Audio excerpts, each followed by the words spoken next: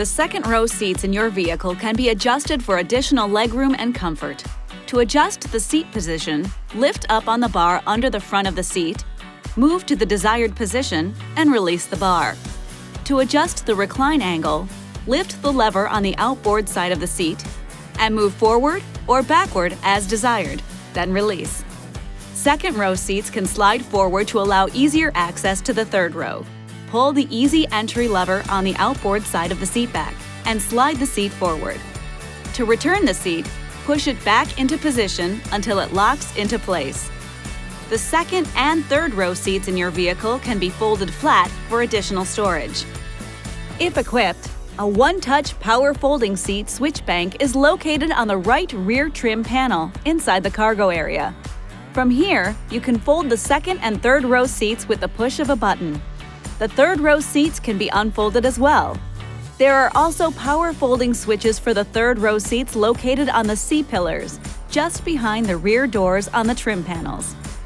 Outboard second and third row head restraints will lower automatically when the seats are lowered. You can lower the third row head restraints manually by pressing the headrest fold button in the Uconnect system.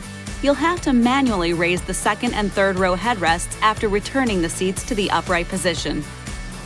Your vehicle may be equipped with manual fold-flat second and third row seats.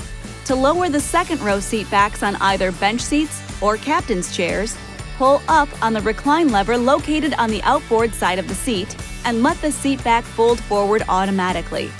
To raise the seat back, raise it up into its original position until it locks into place.